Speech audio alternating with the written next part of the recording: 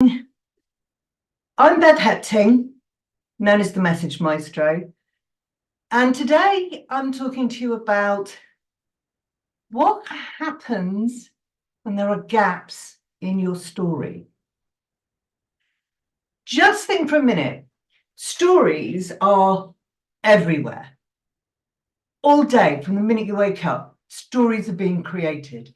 From the very simplest story of, oh, I'm feeling really tired this morning, which is its own mini story, to the whole day of what happens. This goes on continually. Now I want you to think about when you engage with other people. Maybe your neighbour's there and you say to your neighbour, hello, how are you feeling? And the neighbour goes, oh, I'm fine, in that tone.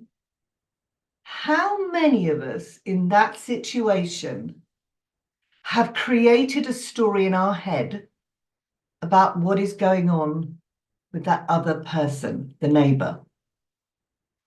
It happens all the time. We fill the gaps. I'm a people watcher. One of my favourite things on holiday is to sit by a bar on a sun lounger, people watching, and the stories in my head that I create around these people I see. I don't know them from Adam, but I've created in my head stories around all these people. We do it all the time. Now, the thing about your business is you don't want people filling in the gaps.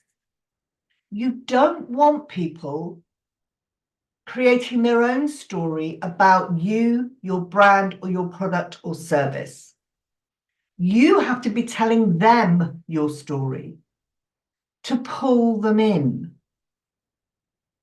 Now, we all know that some of the really big players in business, we know their stories. It started in a garage. They began this at university. He used to sell aerials on the market. And our heads fill in the gaps because we know immediately who people are talking about because their stories have been out there. Their business stories, their personal stories. Every day we are bombarded with stories. Every newspaper, every magazine, every advert you see, every billboard you see. People are telling you their stories without even realizing it. So you need to get a handle on your story, your business story. Big overarching one, and then the little ones that come in between so people get to know you.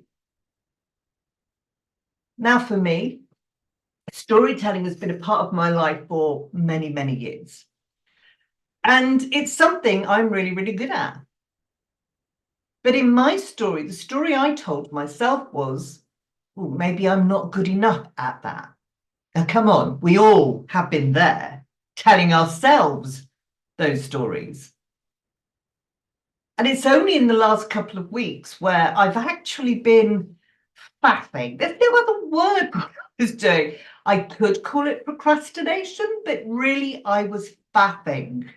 I was struggling to find that thing that really made me light up, the thing I wanted to share. So during my faffing period, because that's what we're going to call it, I pulled together everything I had on storytelling. And I reminded myself, I've won awards for this. I'm a Toastmaster. I came top in many of their competitions. I've spoken overseas about storytelling and how it can affect us and the work we do. I told an amazing story for TEDx. I'm a storyteller. So much so, I'm even beginning to think I'm not a message maestro anymore. I'm a story architect, possibly.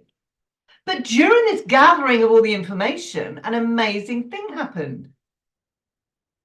I realized that I had an absolutely awesome program around how you tell your stories, how you measure, how you find the characters, how do you build your values into that? How does your brand come into your storytelling?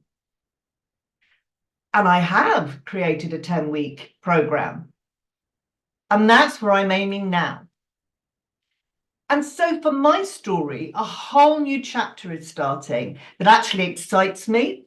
It really does. I get quite tingly when I think about it. And I shall be teasing out information about the new programme before the launch in April.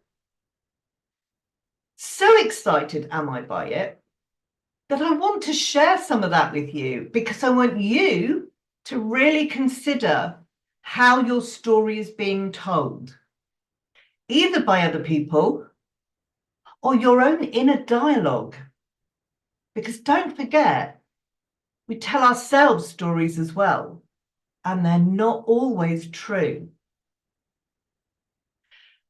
Today, I nearly fell over that one, didn't I? Today, 11:30 of the free masterclass is the importance of storytelling in business, why it's so important.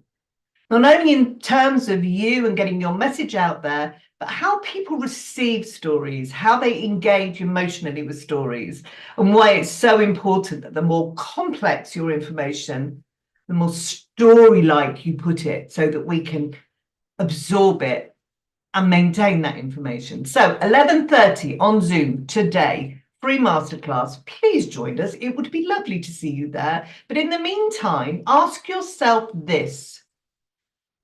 Who is telling your story? And is it right? Okay, I shall see you all again soon. Have a great day, have a great week. And any questions, anything you want to ask, get in touch. I'm only an email, a WhatsApp, a quick phone call away. Okay?